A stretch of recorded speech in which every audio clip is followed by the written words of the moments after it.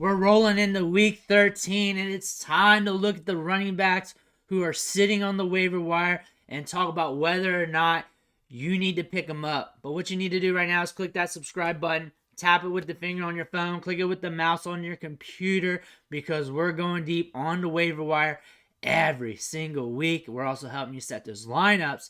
And then when next year rolls around and you're getting ready for your draft, I'm going to be your best resource because we're covering these players every single day, going over the metrics, going over these teams, going over what we see in training camp and everything else. We cover training camp clips. We cover the NFL draft all year long right here. Click that button. Stop missing out. But let's look at these running backs off the waiver wire. And we're still looking at Keaton Mitchell. He's still in waivers in a lot of leagues. And I know a lot of people watch this channel have Keaton Mitchell or he's rostered in your league. The thing about him is he's a home run swing, and we've said that before. Any given touch, he could go nuclear. We saw that on Sunday night because every time he touched the ball and he got a little daylight, you had to hold your breath, get to the edge of your seat because you didn't know what was going to happen because you saw him clear that hole a little bit, and you're like, oh no, oh no. Next thing you know, it's a 9-yard gain. But he's got so much burst and acceleration and then the top-end speed that you don't know what's going to happen with that play till it ends. And that's how he is. He's a fun ride in one of those rare running backs who's a home run play. You don't get that much at the running back position. You get some that might be a touchdown threat, but not a guy who can score on any given touch, anywhere on the field type play, who's only getting you about 9 to 10 touches per game right now. He led all RBs on the Ravens in touches and snaps on Sunday, which was a first time, had a 39.3% opportunity share. And over the last 4 weeks, he's been the RB20, mainly due to some blow-up performances. But still, we know what Keaton Mitchell is at this point. He doesn't get that many touches, but he's a threat to go nuclear on any given handoff. Roschon Johnson has got more opportunity, seeing more workload. The touches and snaps are increasing. We need to pay attention to Deonta Foreman still. But we're talking waiver wire right now. He's there on waivers in a lot of leagues. If you need a running back who might increase his workload on a consistent pace going forward, you may want to look at Roschon Johnson. He's a rookie. Rookies tend to take off in the back half of the season or in certain moments of their initial season or the sophomore season. Sometime during that period, they tend to ramp up if they're ever going to hit. And we might catch that here in the back nine. It might be his moment in the back nine of the season. We don't know for sure, but we have some clear indicators here with the snaps increasing, the touches increasing, Deonta Foreman out, some opportunities.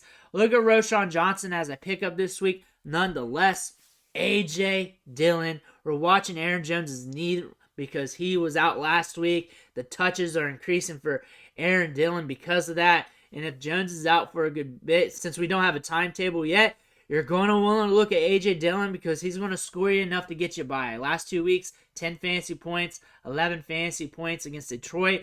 Not great, not upside-esque, but good enough to get you by. That's kind of what we're expecting from A.J. Dillon if Aaron Jones is out. Maybe hit some upside here and there, maybe a down game here and there.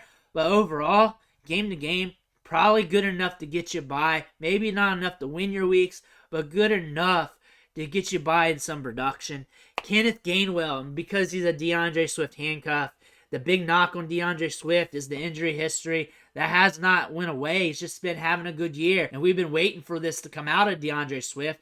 Good situation for him, but still the history is still there. Kenneth Gainwell is in a prime situation to be a great running back in fantasy if something ever happens to DeAndre Swift. And then Tyjae Spears, same thing. Same thing. Derrick Henry gets the touches, but Tyjae Spears gets a lot of snaps. It's a huge indicator that he's still going to get a lot of snaps and a lot more snaps if something happens to Derrick Henry. He is the cuff to Derrick Henry, seeing a 52.6% snap share over his last 4 games, 31.7% opportunity share. Again, Tyjae Spears, a good handcuff just in case. Same thing with Rico Dowdle, because we're looking at handcuffs this late in the season. If something happens to Tony Pollard, Dowdle's going to be a guy. He's seeing a 25% snap share and a 27% opportunity share. So he is getting some work, not enough to be productive. But again, Tony Pollard has been heating up. But again, if an injury happens, you're going to want Dowdle because his workload's going to increase. And I think you're going to have to look at some of these handcuffs for the playoffs just in case something happens, so you don't have to risk running out and getting a guy and not getting him, and now you got to face him in the playoffs. Now you're looking at Ty Chandler, same thing. Alexander Madison cuff. Did not go well against the Bears, but prior to that, with Madison out, Madison being iffy, he was a home run hitter, and that's what he is because he has that deep speed. He's got 4.3 speed. Any given touch, he can house it. Also had a touchdown called back a few weeks ago.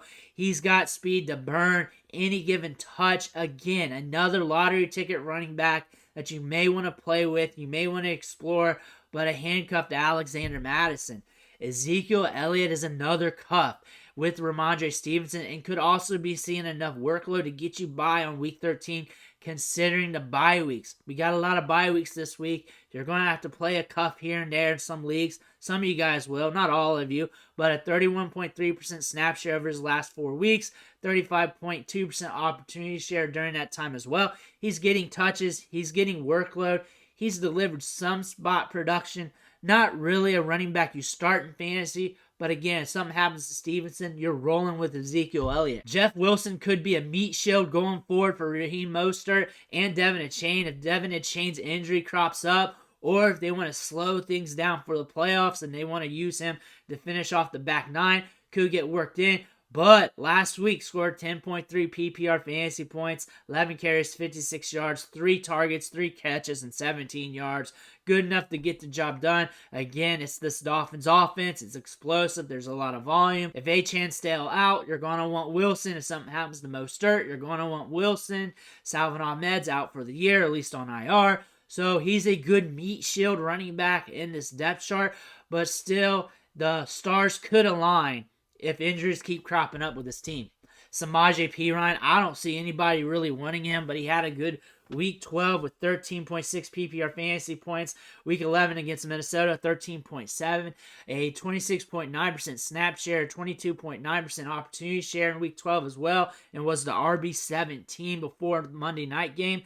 Thinking about this is if you're hurting, you're looking for some touches, some opportunities, maybe with Samaje Perine, maybe. But again, you're not over the moon about it. It's a spackle job on your drywall, and you're hoping for the best. But he is there, and he has been good over these last 2 weeks. Those are 10 running backs that you can look at off the waiver wire. There's also running backs being dropped right now who are not traditional waiver wire candidates. Some of those could be better. Let me know if any of those guys got dropped in the comments below.